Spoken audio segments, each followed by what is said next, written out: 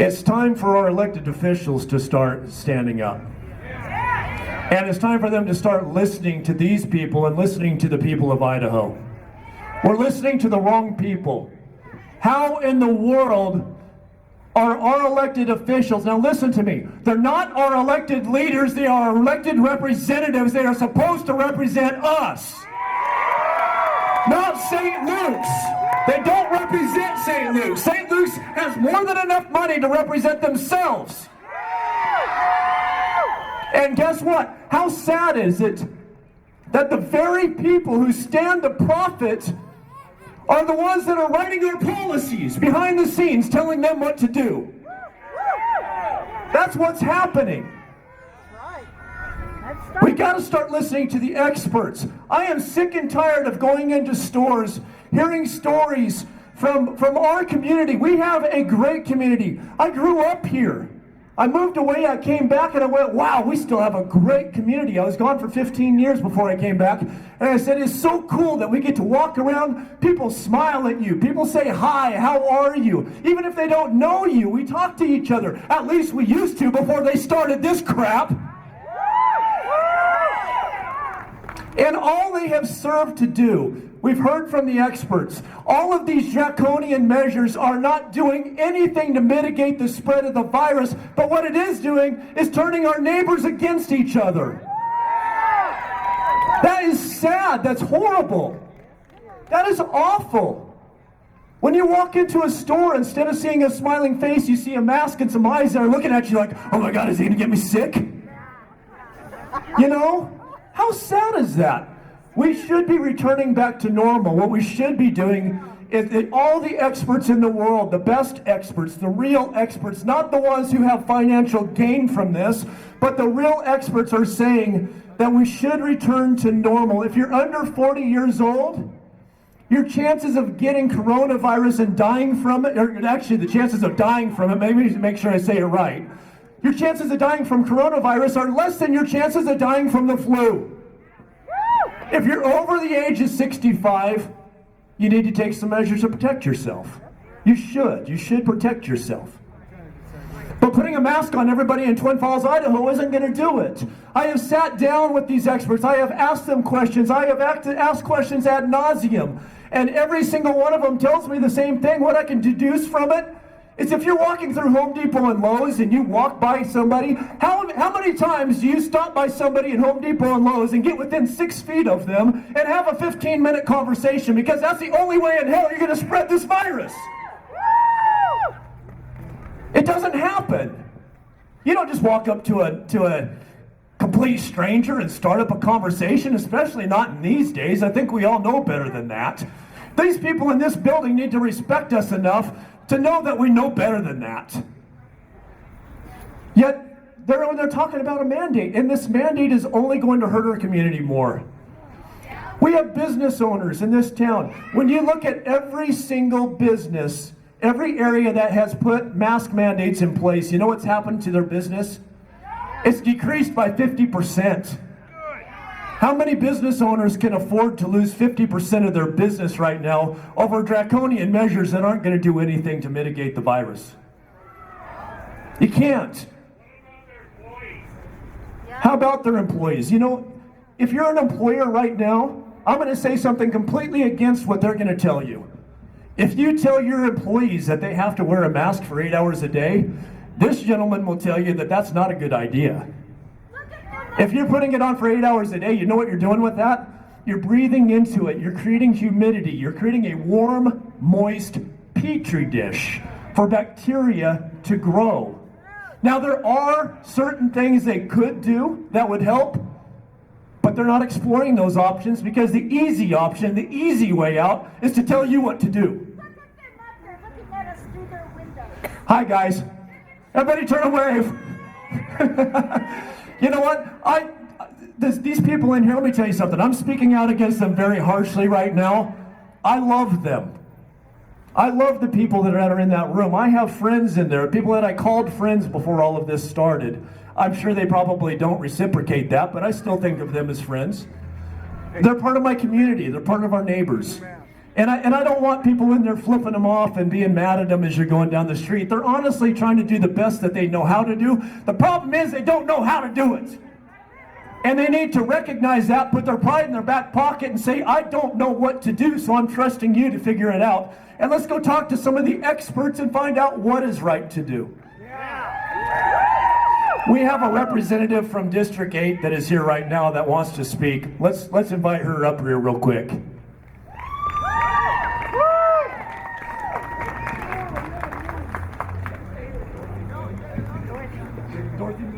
Oh, I am horrible with names. This is Representative Dorothy Moon. She came all the way here from Stanley. We're going to give her a couple minutes to speak. Thank you. Thank you so much, and golly, what a crowd for Twin Falls.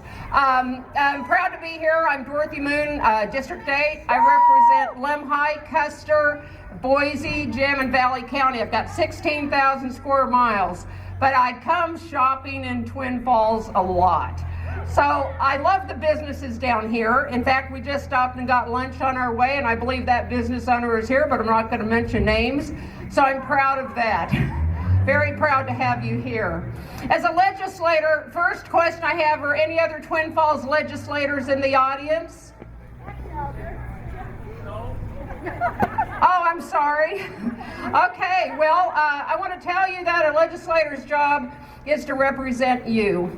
And sadly, we've had a situation where this executive order, when the governor shut down the state at the end of session, we as a legislator we were not involved at all. Sadly, we weren't conferred with. I believe a couple in leadership were, but he did not do what we would have, most of us would not have wanted the state to be put down in a lockup.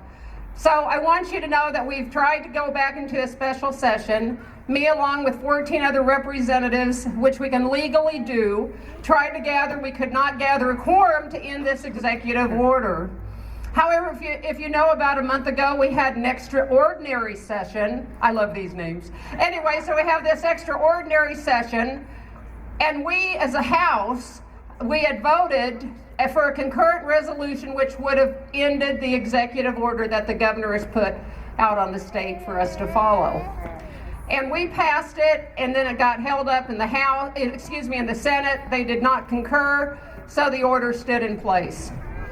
The rolling order is not legal. This should not be happening. The governor has 30 days. He can impose an order, but nothing beyond that. This has been going on way too long. And it has. And as the good doctor said, her truth is so correct. Everything she says is spot on. And when the doctor gets up and gives us this information, the numbers don't add up. We have weekly phone calls as legislators with the governor. Every time I get on the phone, and I always unmute really quick, I'm one of the first on the draw to ask a question. And when I do ask my question, I know that everybody's cringing, but I say the numbers just don't add up. Why are we doing this? Well, you always get all this bloviating, but we don't really get the numbers.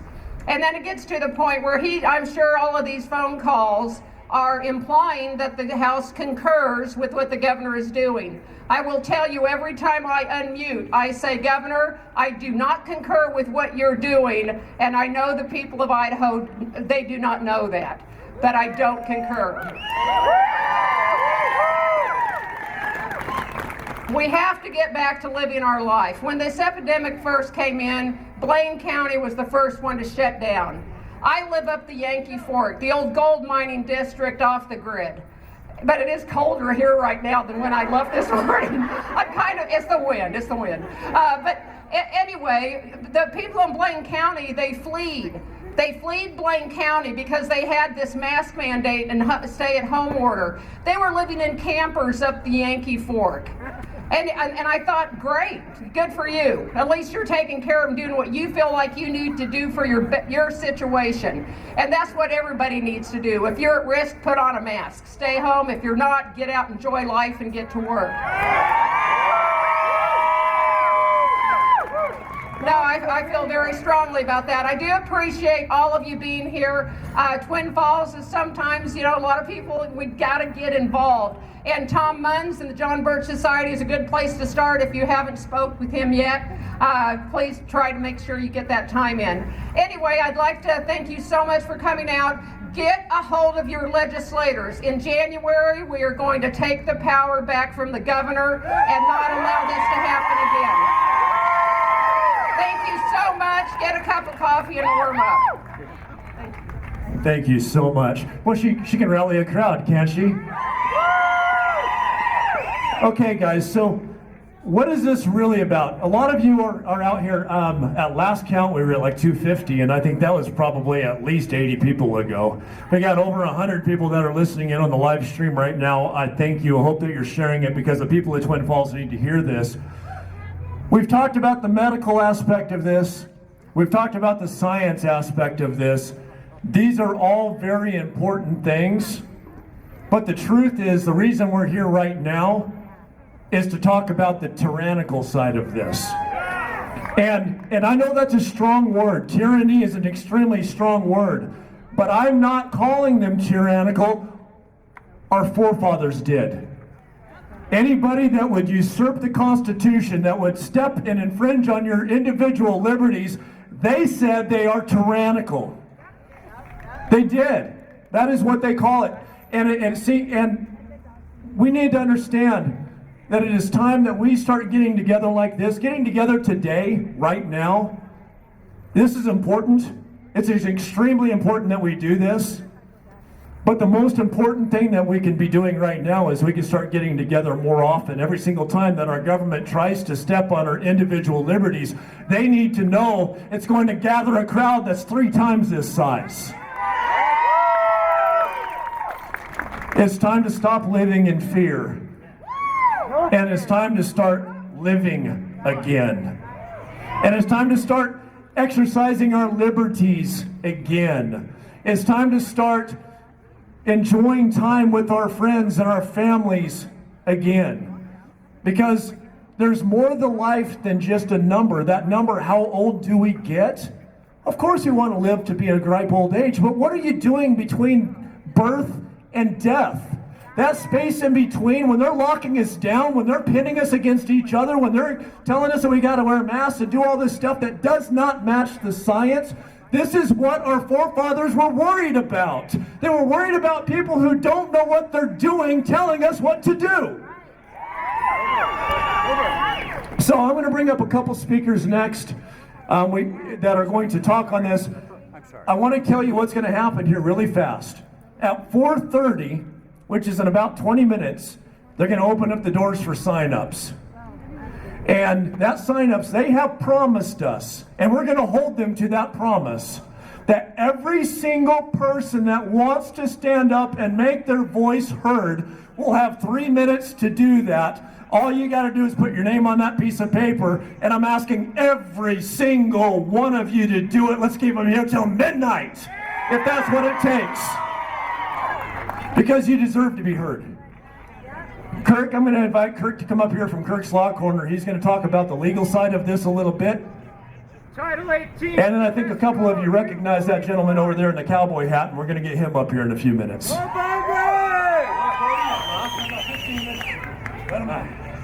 All right, thank you. Appreciate it. Whew, what an honor to be here. I just got here, actually. So, I'm Kirk Pendergrass. I am the owner and CEO of Kirk's Law Corner LLC, registered in the state of Idaho. I do media, KLC Media. I do news, education, and other services such as assistance of counsel. One thing that I've discovered in studying history of law and reading through the law that, we have to read. Reading means reading. You can't license the practice of law. We've been lied to. We've been invaded. Our government's been overtaken, overthrown, and honestly, it's lack of knowledge. We're not reading. We're not reading our corporate charters of freedom, Declaration of Independence, Constitution of the United States of America, and the Bill of Rights. Those are the 3 main documents that we routinely refer to. Well, some of us refer to but most of the time is ignored. And we play this barcode game. And I apologize to any bar members who are out here. We've all been lied to. We've all been taught wrong. You went to law school, but you weren't taught the law. The common law is the real law. Rights are the law. Property, definition of property is an aggregate of guaranteed rights. Imagine that's our property. So that's why they call it a common law trespass, when they trespass upon our property, our rights. This code stuff's not law. In fact, there's a Idaho Supreme Court case, Peterson versus Peterson, 2014. The Idaho Code is not law. Why is it not law? Because we don't speak in code. How many of you run around here going 100111 with the computer code? How about Alpha, Bravo, Charlie, Charlie, Delta, Echo, Foxtrot? I spent a while, but anyway. Not many of us run around speaking in code. So why are we recognizing the Idaho Code as the law and not our rights as the law?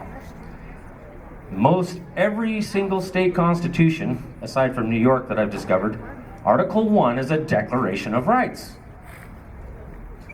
And we talk about science.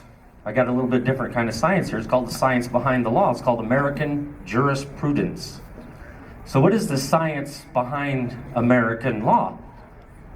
Well, I'll take you to constitutional law. It's volume 16A. There's actually 3 volumes there, A, B, and C. It's grown over the years. Volume 16, constitutional law, let's see, section 100. Bills of rights. That's bills, plural, meaning more than one. We have numerous amounts of bills of rights throughout our history. One that's very appropriate to read right now is the English Bill of Rights of 1689. And what they're declaring in there is exactly what we're going through today, what they went through in 1689. Same thing our founders were going through in 1774, 75 with the First Continental Congress. We can go further back. I'll take you back to 1215 with the Magna Carta, the Great Charter of Liberty. That's the main document in our history of law, and what's called succession of law, rights as the law, cannot be diminished. So even Attorney General Barr here just mentioned about 3 months ago, maybe it was about 4, talking about the impeachment stuff and this FISA warrant. Remember Christopher Steele and that fake dossier? So Attorney General Barr says, well, this violates basic Magna Carta due process. What's basic Magna Carta due process? What's that due process of law? What does that process look like? Well, if we read from the Bible, you're supposed to confront your man and talk to your fellow man and take your grievances to him. That's kind of the same thing from the common law. That's where we get the common laws from the Bible itself. And that's declared in the Virginia Declaration of Rights, June 12, 1776. That is our theoretical foundation of all government. That's the law of the nation, which stands on the higher plane than any constitution. That is the fundamental law, the common law. Law that is common to all. Is supposed to be common sense, like the Declaration of Independence says, self-evident. So a lot of us talk about how things are corrupt and how bad things have gotten, and we complain a lot and we rant and rave, but nobody talks about remedies. And that's what I'm here today to bring. Now, I spent a good part of the morning and last couple of weeks working on this lawful notification letter.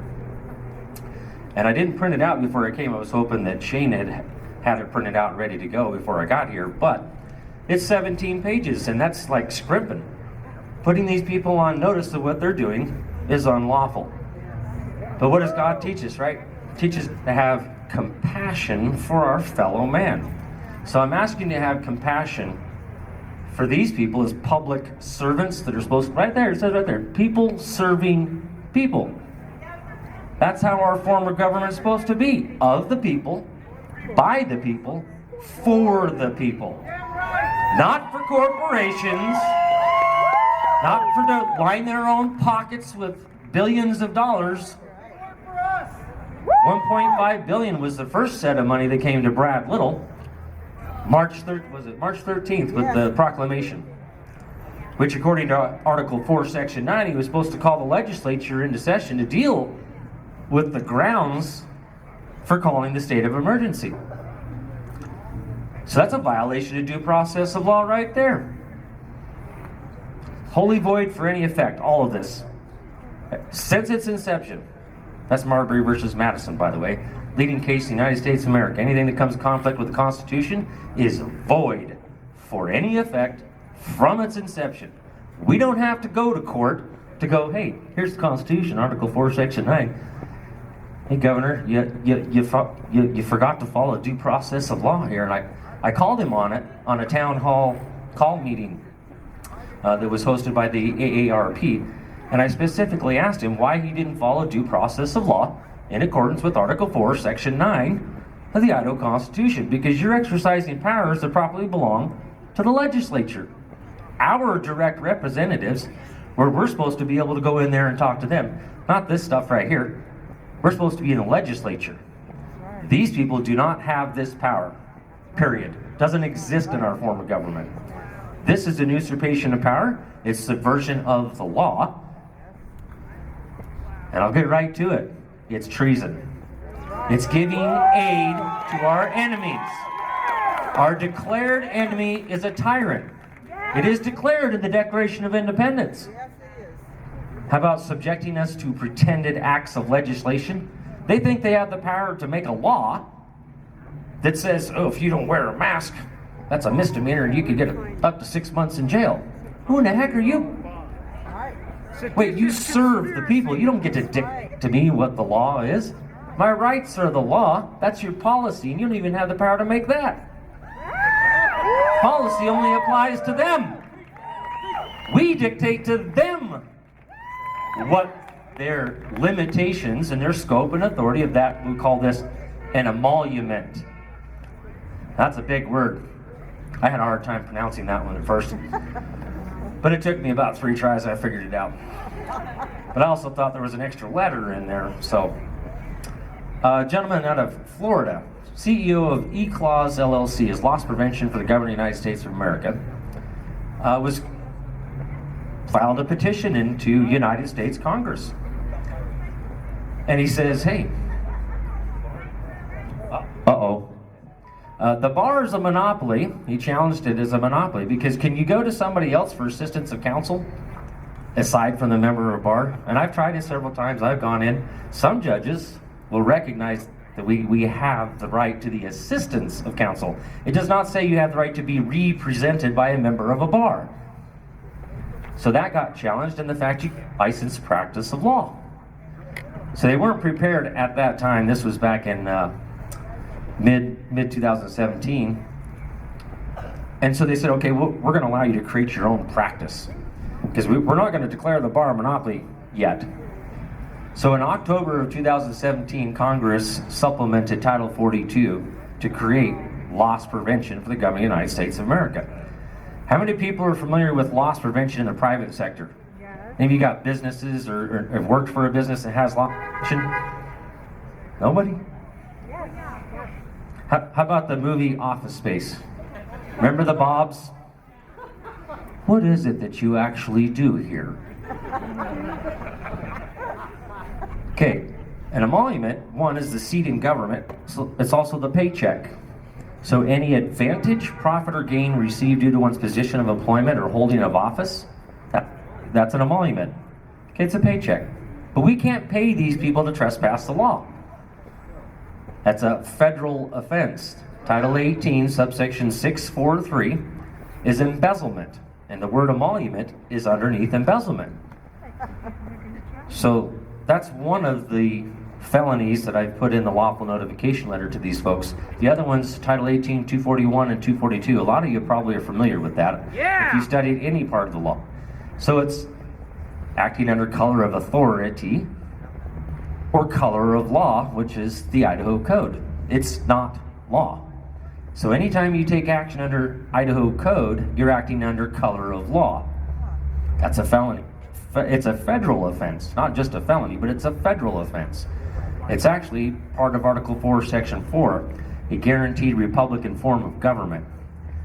And it says upon application of the legislature, and if the legislature can't be convened, the executive, right, for domestic violence. But we've all been taught that domestic violence has to do with family. No. That's internal insurrection. Attempt to overthrow the Constitution and war against the people. That's what domestic violence is. You can thank Congress back in 1995 who decided to redefine what domestic violence is to pull the wool over the people's eyes. And in fact, doing that is actually domestic violence, fundamentally altering the definition of domestic violence. That's internal oh, I think maybe batteries are getting, it's the cold. All right, I'm gonna be in town here overnight till afternoon sometime. So I don't know how many people want to try and get there and maybe do what's called formal written criminal complaints against the bad actors. It's pretty simple. Who did what, where, and when. This is how we're going to drain the swamp. Here it is, folks. Article 1, Section 2 of the Idaho Constitution. All political power is inherent in the people. We have the right to alter, reform, or abolish anything at any time we deem it necessary. I see quite a few people here that think it's necessary to abolish this crap. They don't have that power. That's us that has that power. So I want to teach you how to flex your muscles and exercise that power and arrest them. And I figured this out here just the other day. I helped a gal out of Ohio. I'm like, all right, fine. Let's see about doing this public corruption complaint. 5 days after we filed the public corruption complaint, 2 public servants directly involved in her case were arrested. Okay? 5 days. 5 days. So I don't know how long it'll take to have these folks arrested if they decide to usurp their powers. But let's start draining the swamp because that's our power. Amen? Thank you.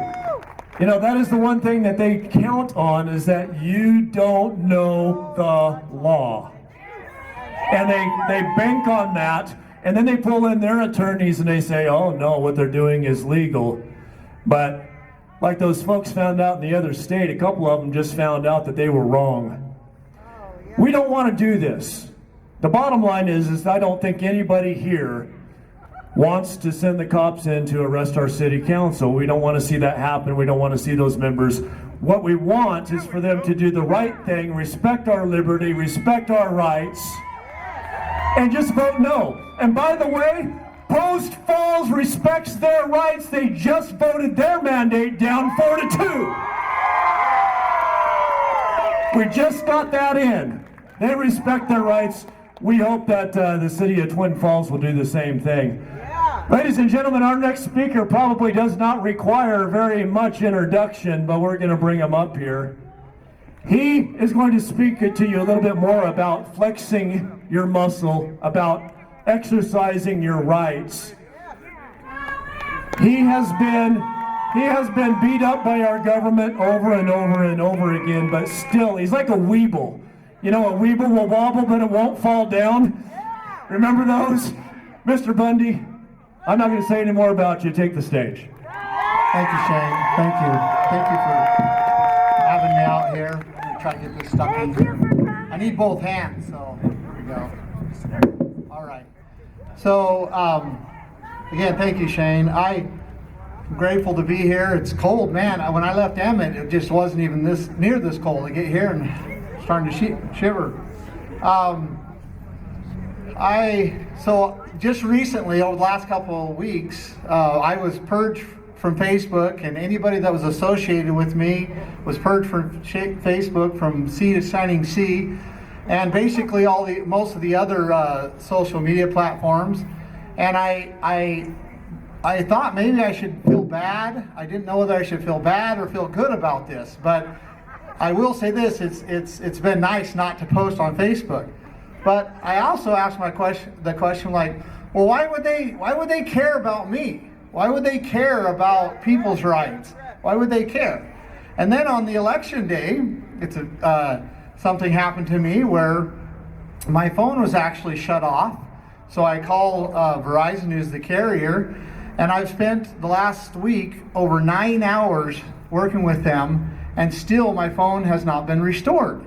And I thought, well, is this connected with the whole purging of, and I at first I didn't want to believe it, but as it goes on and on and on, I start to wonder if it's not connected. So anybody that has tried to get a hold of me or has my number, that's why I haven't been hiding from you. I haven't been blocking your phone calls. I just don't have service. So it's a little bit about political warfare, and what happens in political warfare, and it happens in many different ways, is they try to isolate you.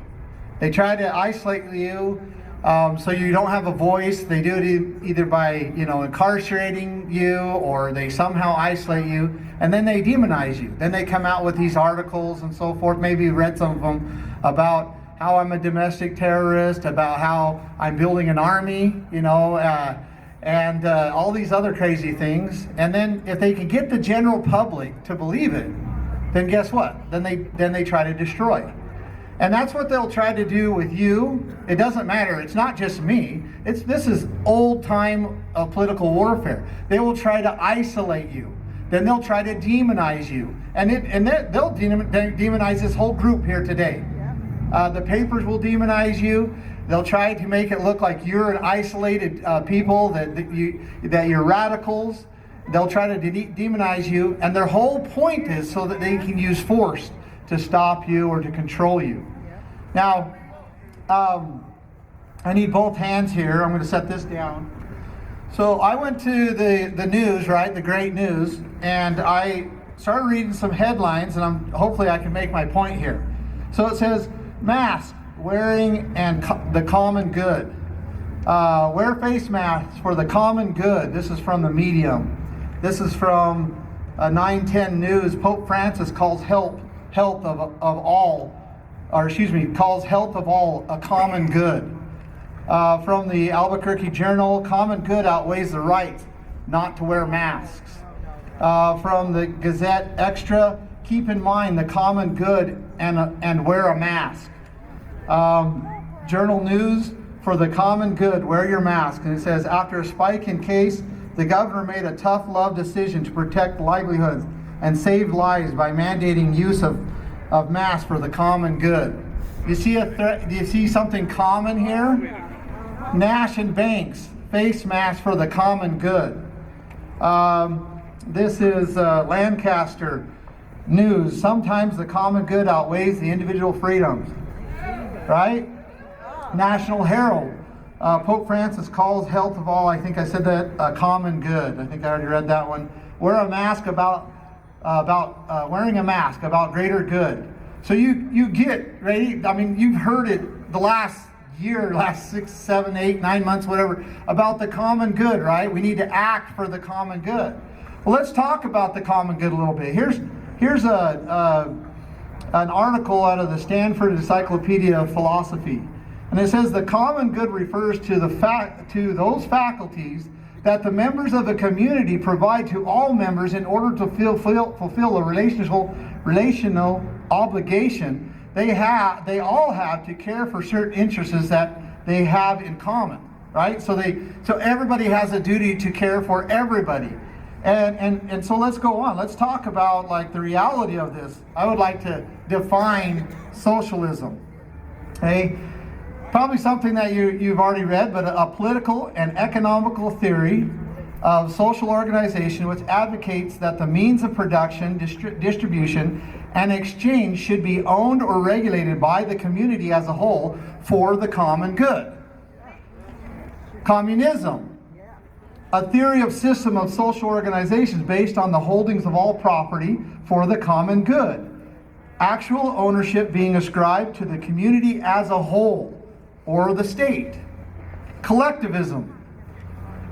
The practice of a principle of giving a group priority over each individual in it for the common good.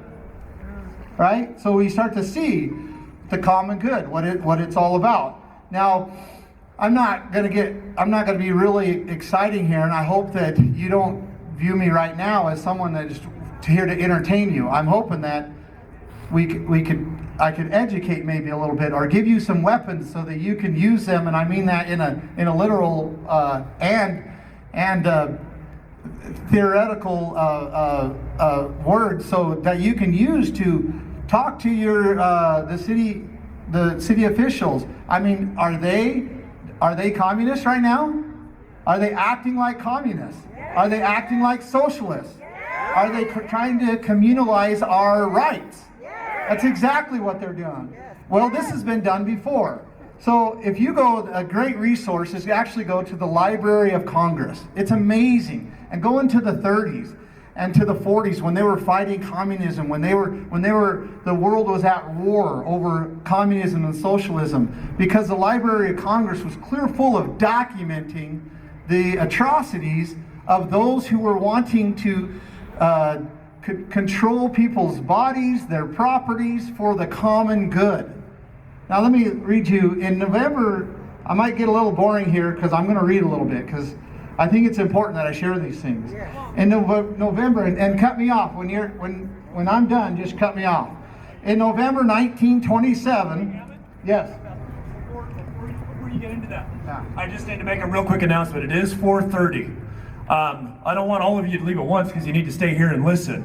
But if you are elderly, if you are have any kind of health issues, we want you to go first. Please make your way over to the building to sign up if you want to speak. We want to get you over there first, so please make your way over there. Excellent, thank you. I'm the sideshow. That's the real show. I do want to, emphasize before anybody goes over there, even the fact that we're going over there and asking them not to mandate is actually an incorrect act, because it is not their choice at all. They don't have the right to mandate. But we also believe that it is important that we give notice, that we let them know our grievance, and again, I'm the sideshow. So back to the greater good, right? We're doing it for the greater good. So Joseph Stalin launched a 5-year plan, and it was adopted by the Communist Party in 1928. And basically what it did is it industrialized, well, let me just read, all industry and services were nationalized. Managers, which were the owners of the businesses, were turned into managers, and they were given predetermined output quotas by the central planners, okay? And the trade unions were converted into mechanisms for increasing worker productivity. The 5-year plan called for transforming Soviet agriculture from predominantly individual farms into systems of large state collective farms. Stalin's focus particularly was hostile upon the actual the most productive farms, and about 1 million of what they call the Kulak households, some 5 million people, were deported and never heard of from again.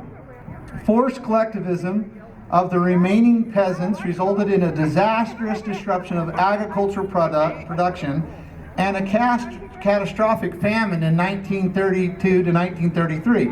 So basically, because of this idea of the common good, Stalin said, we're going to take all of basically the farms, and we're going to make them belong to the state, to the government.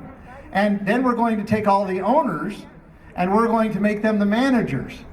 And it was a complete failure because no one wanted to produce anymore, right? And it caused a great famine. And then by 1940, but he continued on.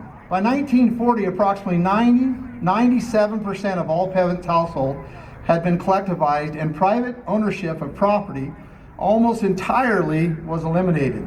Forced collectivization helped achieve Stalin's goal of rapid industrialization, but the human costs were incalculable.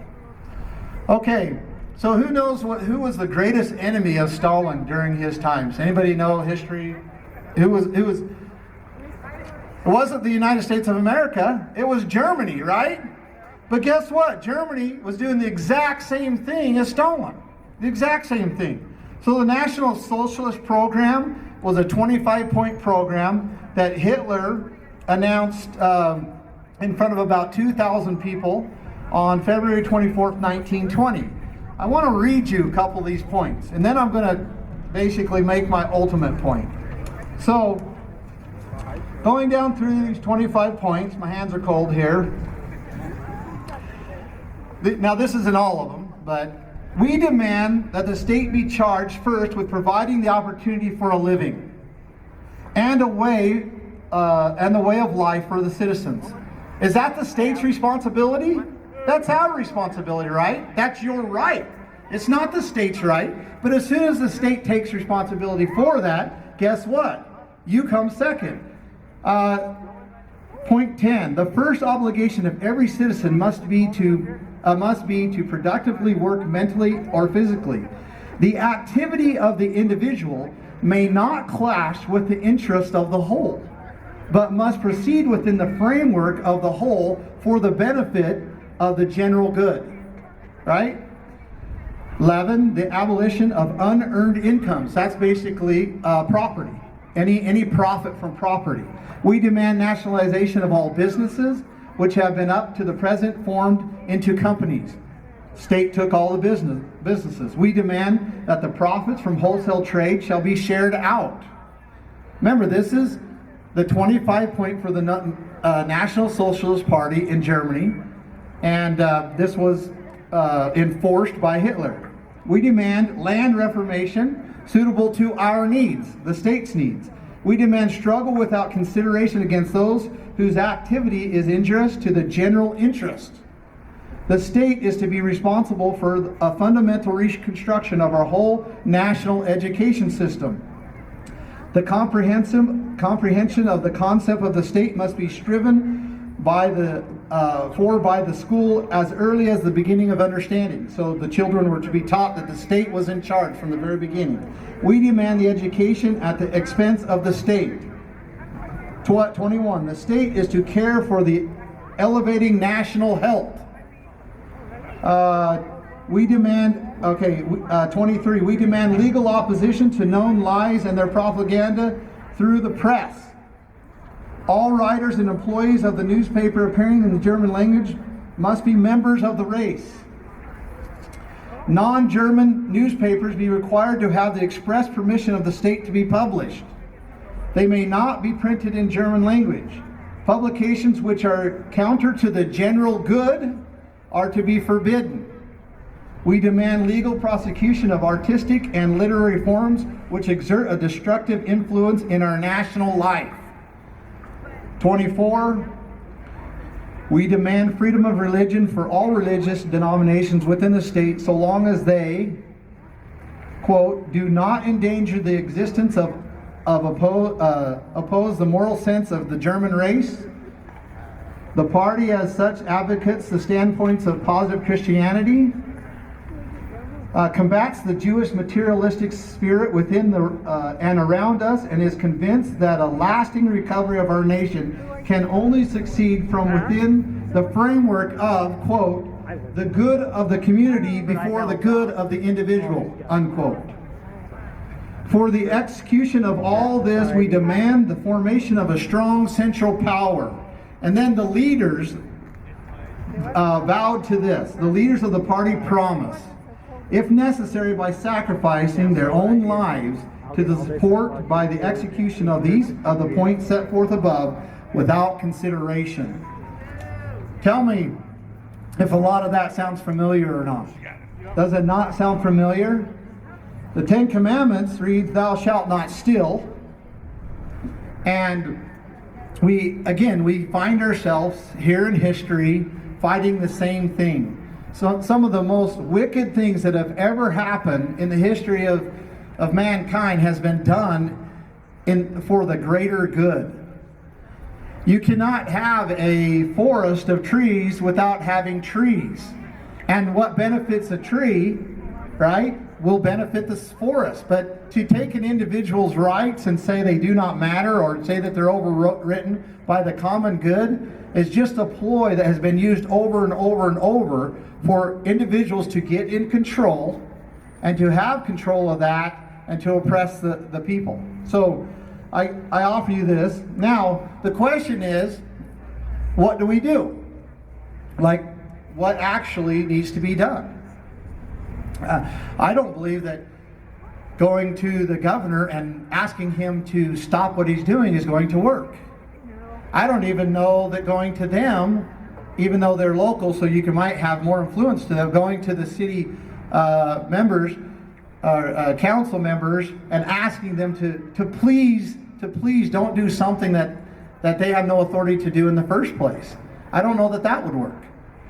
But what I do know that works, and what I have seen in my life that works, is by simply do not comply. Do not comply.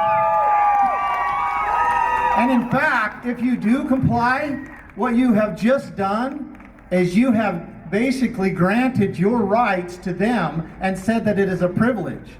It is nobody's business but yours what you wear over your face. Nobody's. And to say that you can't come out and breathe the fresh air that God has created for you without a man-made filter over your mouth is an insult to here I'm littering, is an insult to you and your rights. The way rights are maintained and the way they are kept in the position of the owner is they are claimed. They're yours. They belong to you. Who give you your rights? Yeah, we know that, right? But they must not, because they must think that God gave these rights to them, to government, and then government grants them as a privilege to you. But we know that is not correct. There's nothing in between. God gave you your rights. And the only purpose for government is to protect them and to uphold them. And you cannot collectivize those rights. Those rights are individual. They belong to each person. They cannot be collectivized. So you cannot say, there is no legal or moral basis for saying that there is a collective good and we have to protect that collective good. None whatsoever at all. And that's exactly what's going on in there right now. They're saying that they have the authority to mandate you as an individual to cover your face. And that is when you're outside or wherever else it might be. That is absolutely incorrect. Now, they might be able to give a guideline if they choose. They might be able to give good information for you to read and educate yourself. But as soon as it is based upon forcing you to do something you do not believe in doing, then it is morally wrong and they will be accountable for it. That's it. And we see over and over and over that the battle is the same. And it is an effort to stomp and to tromp on the individual rights of a person. And I mean, you could, in any case where you have tyrants that have hurt the people or afflicted tremendous struggles or pains upon the people, you will see that they did it for the greater good. They did it what they thought or what they said the excuse was for the greater good. And I hope today that this greater good thing begins to be better understood. And I hope that any politician or any legislature or anybody that acts like they have authority to do something for the greater good sees what has been said here today, and the people that are here standing up, and they basically turn around. They stop doing it and repent. Anyway, I have one little story that I'm going to tell. We can go ahead and let about another 10 or 15. The line is shortened up there a little bit. So if about 10 or 15 more people want to go in and sign up to be able to speak, please do that at this time. Okay, I've rattled on here quite a way, so I'm going to finish up. Again, I'm just a sideshow. So But my family and I were incarcerated for 2 years for standing up for our rights, for our property rights. Anyway, I won't get into it too much, but it was a terrible, terrible 2 years. Not once I was able to physically hold or see my family. They basically said that we could do it through a video machine. Almost half the time I was incarcerated, I was in solitary confinement. One of those times was they actually sanctioned me. One of the other inmates gave me a little packet of salt and a little packet of pepper. And somehow, I don't know, they found out that I had it, and they called it contraband. They came in and raided my cell, turned everything upside down, all my legal papers, they just scattered everywhere. And then and I was gone, I was at court, so when I come back, everything was just a disaster. I didn't even know what I had done. And then they charged me with having salt and pepper. Now, I was a 40-year-old man. Before they incarcerated me, I had a very successful business. At that time I had employed hundreds of people. I was a father of 6 children. I'd been married to the same woman, my wife Lisa, for at that time like 18 years. And they're coming in and now saying that they have a right to restrict me from having salt and pepper. Not only that, is they actually had a little internal trial where they wanted me to testify and defend myself in this accusation of having salt and pepper, which I refused to participate in.